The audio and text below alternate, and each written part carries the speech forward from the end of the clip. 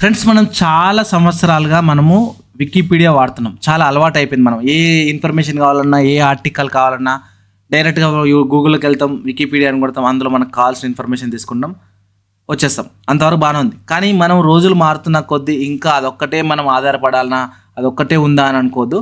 ఇప్పుడు కొత్తగా ఒక ఏ ఆధారిత ఎన్సైక్లోపీడియా తీసుకొచ్చిండు. దాని పేరే గ్రోకీపీడియా. అది వచ్చేసి వికీపీడియా, ఇది వచ్చేసి గ్రోకీపీడియా. సో గ్రోక్ అనేది కూడా ఎలన్ మస్క్ తెలుసు కదా.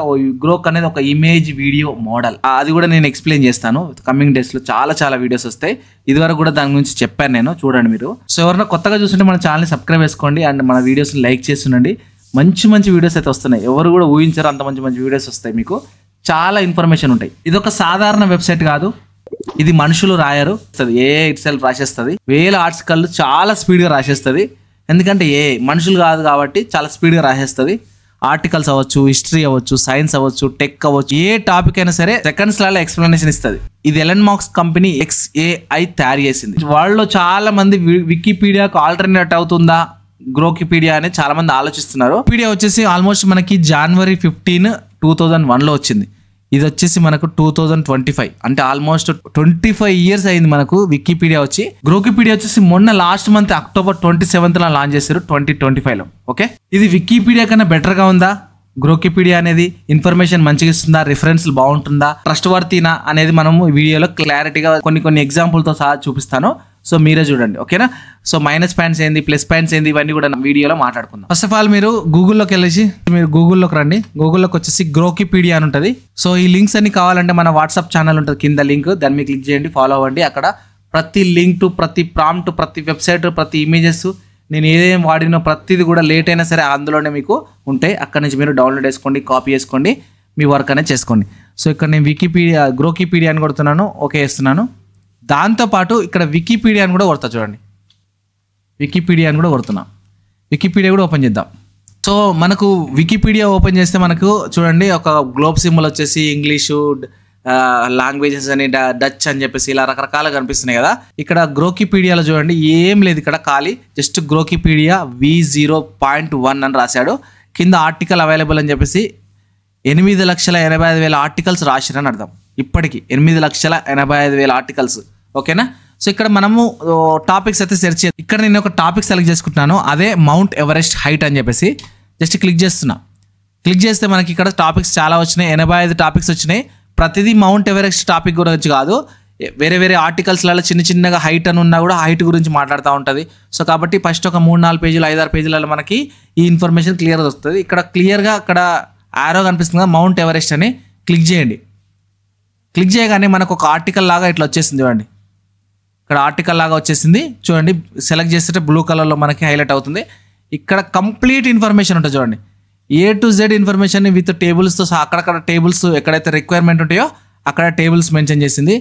ఇక్కడ కింద సోర్సెస్ ఉన్నాయి, చాలా వరకు సోర్సెస్, లింక్స్ ఉన్నాయి. ఈ ఆర్టికల్లో నేను ఏమేమి సోర్సెస్, రిఫరెన్సెస్ తీసుకున్నాను అనేది ఈ వెబ్సైట్లు, ఈ ప్రతి వెబ్సైట్స్ సంబంధించిన లింక్స్ ఇక్కడ కనిపిస్తున్నాయి. 257 లింక్స్, రిఫరెన్స్ లింకులు తీసుకుంది.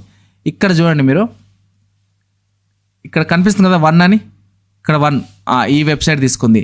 తర్వాత ఇక్కడ 2, తర్వాత 3, ఇక్కడ తర్వాత 4, ఇలా లెఫ్ట్ సైడ్లో ఏమేమి ఆర్టికల్, దానికి సంబంధించిన టాపిక్ ఏంది, హెడ్లైన్ ఏంది, లేదా సబ్లైన్ ఏంది, ఇవన్నీ కూడా క్లియర్గా ఇచ్చింది. ఇక్కడ సబ్ టైటిల్ ఏంది, హెడ్లైన్ ఏంది, ఇవన్నీ కూడా క్లియర్గా మనకి ఇచ్చింది.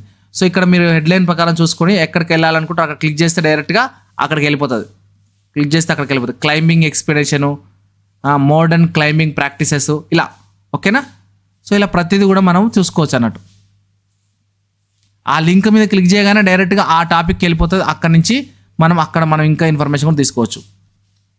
అదే మనం వికీపీడియాలో తీసుకుందాము. ఇదే టాపిక్ వికీపీడియాలో తీసుకుందాం. సెర్చ్ చేస్తున్నా. సెర్చ్ చేయగానే మనకు ఫస్ట్ ఆఫ్ ఆల్ ఒక గందరగోళమైనటువంటి ఒక ఇంటర్ఫేస్ అయితే కనిపిస్తుంది. ఇవేవో కనిపిస్తాయి, పక్కపంట ఇవి కనిపిస్తాయి, పక్కపంట అవి కనిపిస్తాయి, అక్కడ అది కనిపిస్తుంది, ఇక్కడ ఇమేజెస్, ఇక్కడ ఏది తీసుకోవాలి, ఏది ఇన్ఫర్మేషన్ క్లిక్ చేయాలి, ఏది నొక్కాలి అనేది ఒక కన్ఫ్యూజన్లో క్రియేట్ చేస్తూ ఉంటుంది. ఫస్ట్ మెయిన్ ఒక డిస్టర్బెన్స్ వచ్చేసి ఇదే. చాలామంది కొంచెము డిసప్పాయింట్ అయ్యేది దీనికోసమే. సింపుల్ అయితే లేదు. సో గ్రోకీపీడియాలో వచ్చేసి సింపుల్ ఉంది, క్లీన్గా ఉంది. ఎవరైనా కిడ్స్ కానీ స్టూడెంట్స్ కానీ కొంచెం కన్ఫ్యూజన్ అయ్యే అవకాశాలు వికీపీడియాలో చాలా ఉంటాయి. సో ఇందులో అయితే చాలా నీట్గా అవుతుంది, ఓకేనా? ఇక ఇన్ఫర్మేషన్ చూసుకుందాం మనం. ఇక్కడ 8848.86 మీటర్స్ అని ఉంది. ఇక్కడ ఇందులో ఎంత ఉందో చూద్దాం మనం. అసలు ఇక్కడ కూడా 8848.86 మీటర్స్ అని ఉంది హైట్. మౌంట్ ఎవరెస్ట్ హైట్ ఎంత ఉందని అంటే ఇక్కడ ఉంది. So Nepal and China in 2020 అని ఉంది. ఇక్కడ కూడా ఎంత ఉంది? నేపాల్ అండ్ చైనా చైనీస్ అని చెప్పేసి ఇక్కడ రాసింది. సో ఓకే, ఇది బాగానే ఉంది. ఇంకా వేరే మనం రకరకాల ఎగ్జాంపుల్ తీసుకుందాం. ఇక్కడ ఎలన్ మాస్క్ అని టైప్ చేద్దాం అనుకోండి. కొన్ని వాళ్ళకు సంబంధించిన టైప్ చేస్తే వాళ్ళకు అనుకూలంగానే మనకు ఆర్టికల్స్ వస్తాయి.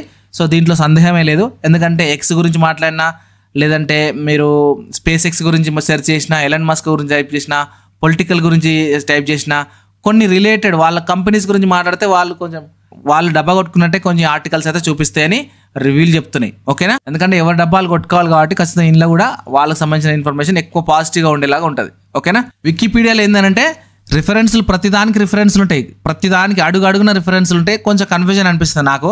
ఇవన్నీ రిఫరెన్స్లు, ప్రతిదానికి రిఫరెన్స్లు ఉంటాయి. ఇంకొకటి ఇక్కడ వికీపీడియాలో ఏంటంటే ఎడిట్ ఆప్షన్ ఉంటుంది. ఈ ఎడిట్ ఆప్షన్ వల్ల ఎవరైనా సరే ఎడిట్ చేసుకోవచ్చు. ఇప్పుడు ఆర్టికల్ ఇది తప్పు రాశారని అనుకుంటే అక్కడ ఎడిట్లోకి వెళ్ళేసి మనం ఎడిట్ చేసేసుకోవచ్చు. ఎడిట్ చేసుకొని మనం పబ్లిష్ చేయొచ్చు. కానీ దీనివల్ల కొంచెం నష్టం కూడా ఉంటుంది. ఎందుకంటే నాలెడ్జ్ ఉన్న వాళ్ళు, నాలెడ్జ్ లేని వాళ్ళు కూడా రాస్తూ ఉంటారు. దానివల్ల ప్రాబ్లం అవుతుంది. కానీ కొన్ని వేల మంది వాలంటీర్స్ ఉంటారు. 24 గంటలు బాట్స్ కూడా పనిచేస్తూ ఉంటాయి. వాళ్ళకి ఎప్పటికప్పుడు రిఫ్లెక్ట్ అవుతూ ఉంటుంది. కాబట్టి సో ఏదైతే మిస్టేక్ ఏదైనా చేశారనుకోండి, ఎడిట్ చేయడంలో కొంచెం టైంపాస్ కోసం కూడా చేంజెస్ చేయడం కానీ, అప్డేట్ చేయడంలో చేంజెస్ చేసినా కూడా వితిన్ మినిట్స్లోనే మీకు అప్డేట్ అయిపోతూ ఉంటుంది. సో దానివల్ల ఏం ప్రాబ్లం కదని అయితే చెప్తున్నారు. సో మనకి ఈ గ్రోకిపీడియాలో రిఫరెన్సెస్ ఎక్కువ ఉన్నాయి అనుకుంటాం, కానీ కొన్ని ఆర్టికల్స్లో రిఫరెన్సెస్ అనేది తక్కువ ఉంటాయి. అదే మనం వికీపీడియాలో పోలిస్తే మాత్రం చాలా ఆర్టికల్స్ ఉంటాయి. అడుగున కనిపిస్తాయి మీకు. కొన్నిట్లలో మీకు సైటేషన్ నీడెడ్ అని చెప్పేసి కూడా క్లియర్గా చెప్తుంది. అంటే అక్కడ ప్రూఫ్ లేకపోతే ఇది ఆధారం లేనిది అని చెప్పేసి క్లియర్గా ఇక్కడ ఆధారం కావాలని చెప్పేసి క్లియర్గా చెప్తుంది అన్నట్టు. మామూలుగా వికీపీడియాలో ఎవరెవరు ఎడిట్ చేశారు, ఎక్కడెక్కడ ఎడిట్ చేశారు, హిస్టరీ గురించి అవ్వచ్చు, రెవల్యూషన్ గురించి అవ్వచ్చు, ఇండిపెండెన్స్ గురించి అవ్వచ్చు, ఇట్లా ఎవరు ఎడిట్ చేశారనేది మనకు ఓపెన్గా ఉంటాయి. కానీ ఎక్కడ ఎవరు ఎడిట్ చేశారు, ఏం కథ, అసలు ఎడిట్ ఆప్షనే లేదు. బట్ రీసెంట్గా యాడ్ చేసినట్టు ఇక్కడ చూడండి, రైట్ సైడ్లో నేను క్లిక్ చేస్తే ఇక్కడ సజెస్ట్ ఎడిట్ అని ఉంది. ఇక్కడ మనం ఏదైనా చేంజెస్ గురించి చెప్పాలనుకుంటే చెప్పి ఇక్కడ సబ్మిట్ అని కొడితే సబ్మిట్ అయిపోతుంది. ఇక్కడ కంటెంట్ స్టైల్ వచ్చేసి మనకి ఫార్మల్ టెక్స్ట్ బుక్ స్టైల్లో కనిపిస్తూ ఉంటుంది. ఇన్ఫర్మేషన్ పెద్దగా కనిపిస్తుంది, డీప్ ఇన్ఫర్మేషన్ ఉంటుంది. అండ్ గ్రోకిపీడియాలో అట్లా కాదు, షార్ట్గా సింపుల్గా ఒక కన్వర్జనల్ ఏ టోన్ లాగా అండ్ క్విక్ రీడింగ్ కోసం చాలా మందికి డిజైన్ చేసినట్టు అనిపిస్తుంది. ఇది చాలా కిడ్స్కి అయితే చాలా ఈజీగా అనిపిస్తుంది గ్రోకిపీడియా అనేది. రీసెర్చ్ కోసం వచ్చేసి వికీపీడియా బెస్ట్ అని చెప్పొచ్చు. సో ఇంకా ట్రస్ట్ లెవెల్ వచ్చేసి వికీపీడియా వచ్చేసి 25 years ఓల్డ్. సో ఎక్స్పీరియన్స్ పిచ్చిగా ఉంటుంది. సో దాంట్లో ఎక్స్పర్ట్ అయి ఉంటారు. గ్రోకిపీడియా వచ్చేసి ఇప్పుడిప్పుడే వచ్చింది కాబట్టి ఇంకా చాలా టైం ఉంది వాళ్ళకి ఎక్స్పీరియన్స్ కావడానికి. సో కాబట్టి యాక్యురెన్స్ లేదు, బయాస్ కానీ చెక్ లిస్ట్ కానీ ఇవన్నీ కూడా కరెక్ట్గా లేదు. సో వికీపీడియానా గ్రోకిపీడియా అంటే కొన్ని సందర్భాల్లో గ్రోకిపీడియా, కొన్ని సందర్భాల్లో ఎక్కువ సందర్భాల్లో వికీపీడియా బెస్ట్. ఇంకా ల్యాక్స్ ఆఫ్ ఎక్స్పర్ట్స్ ఉంటారు, ప్రొఫెషనల్స్ ఉంటారు, హిస్టోరియన్స్ ఉంటారు, రివ్యూ చేస్తారు, ఇలా చాలా ఉంటాయి వికీపీడియాలో. సో గ్లోబల్ ట్రస్ట్ అయితే ఉంది. సో ఇది గ్లోబల్ ట్రస్ట్ ఇంకా రాలేదు దీనికి, ఎందుకంటే నిన్నమనే వచ్చింది కాబట్టి. సో ఇంకా చాలా టైం ఉంది. మనం నిన్నమన్న వచ్చిన దాని మీద మనం కామెంట్ అనేది ఎక్కువ చేయకూడదు. ఏదైనా అప్డేట్ చేయాలనుకుంటే మాత్రం గ్రోకిపీడియా చాలా తొందరగా అప్డేట్ చేస్తుంది ఏదైనా ఇన్ఫర్మేషన్ గురించి కావాలి, ఎందుకంటే చేస్తుంది కాబట్టి. అదే వికీపీడియాలో అప్డేట్ చేశారంటే కొంచెం లాంగ్ టైం పడుతుంది. మనుషులు ఉండాలి, యాక్టివ్గా ఉండాలి, ఆ టైంలో అవైలబుల్ ఉండాలి. సో ఇవన్నీ కూడా మనం మనుషులతో పని. స్పీడ్ విషయానికి వస్తే గ్రోకిపీడియా, అండ్ యాక్యురసీగా ఉండాలి, ఖచ్చితంగా ఉండాలనుకుంటే మాత్రం వికీపీడియా. కొన్నిసార్లు ఎడిట్ ఆప్షన్ మనకు కొన్ని పేజెస్కి మాత్రమే ఉంటుంది, కొంతమందికి మాత్రం యాక్సెస్ ఉంటుంది. ఫర్ ఎగ్జాంపుల్ ఇండియా గురించి అవ్వచ్చు, మోడీ గురించి అవ్వచ్చు, పాకిస్తాన్ గురించి అవ్వచ్చు, లేదంటే గాంధీ గురించి అవ్వచ్చు. అంటే కొంతమంది ఫేమస్ పీపుల్ ఉంటారు కదా, వాళ్ళ గురించి మనం సెర్చ్ చేయాలనుకున్నప్పుడు, ఎడిట్ చేయాలనుకున్నప్పుడు అవి చాలా ఫుల్లీ ప్రొటెక్టెడ్గా ఉంటాయి. ఎడిట్ ఆప్షన్ ఉండదు. వెరిఫై అకౌంట్స్, వెరిఫై ఎడిటర్స్ మాత్రమే ఎడిట్ చేయగలరు అవి. సో వికీపీడియాలో మీకు టెక్నికల్ లాంగ్వేజ్ ఎక్కువ ఉంటుంది, అండ్ ఆర్టికల్స్ అండ్ చాలా లాంగ్ అనిపిస్తాయి, కొంచెం బోరింగ్గా ఫీల్ అయినట్టు అనిపిస్తుంది. గ్రోకిపీడియాలో షార్ట్గా, సింపుల్గా, స్వీట్గా ఉంటాయి, చూడడానికి చదవడానికి ఈజీగా అనిపిస్తుంది. అండ్ ఇంకోటి ఏదైనా ఎడిటర్ పర్సనల్ ఒపీనియన్స్ కూడా ఉంటాయి కదా, అవి కూడా యాడ్ చేస్తూ ఉంటారు వికీపీడియాలో. పొలిటికల్ టాపిక్స్లో చిన్న సందర్భాలు కనిపించినాయి కూడా మనకు కనిపించినాయి.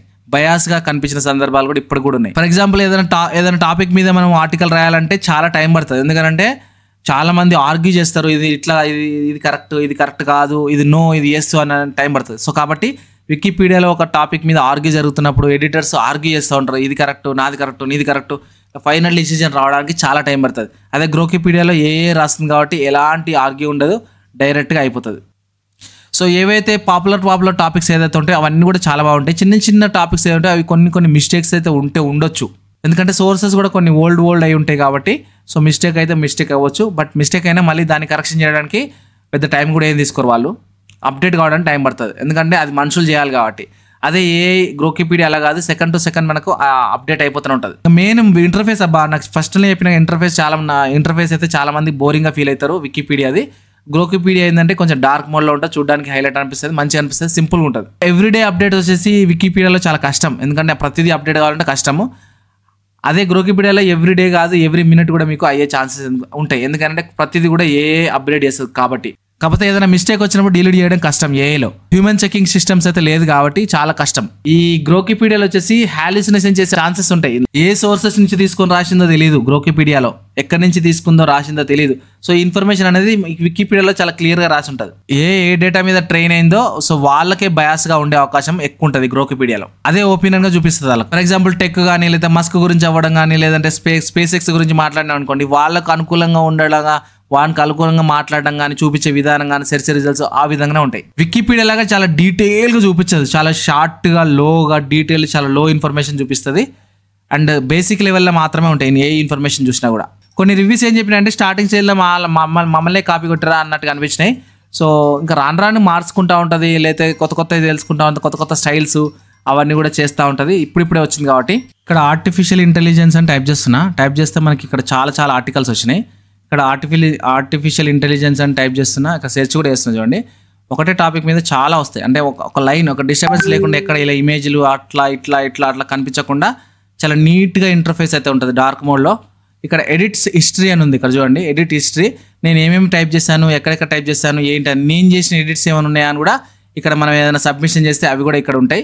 మొన్నటి వరకు ఎడిట్ ఆప్షన్ లేదు, సో ఇప్పుడైతే మనకి ఎడిట్ ఆప్షన్ కూడా ఇచ్చారు ఏదైనా కావాలనుకుంటే. కానీ అప్పటికప్పుడు అవ్వదు, వాళ్ళు రివ్యూ చేసుకొని వాళ్ళు మళ్ళీ కరెక్టా కాదా చూసుకొని దాని ప్రకారం అది అప్డేట్ అవుతుంది. ఓకేనా. సో ఇక్కడ నా ఎడిట్ ఆప్షన్లో కూడా ఇక్కడ క్లియర్గా ఉంది నేను ఏమేమి సెర్చ్ చేశాను, ఏం చేశాను అనేది క్లియర్గా. ఓకేనా. సో ఇది గైస్ గ్రోకిపీడియా. మనకు ముందు ఇంకెంతవరకు అప్డేట్స్ ఇస్తుంది ఏందనేది తెలీదు. వీడియో నచ్చితే లైక్ చేయండి అండ్ సబ్స్క్రైబ్ చేసుకోవాలి మర్చిపోద్దు. And thank you so much. Next వీడియోలో మళ్ళీ కలుద్దాం. Bye, take care. ఉంది మాత్రం.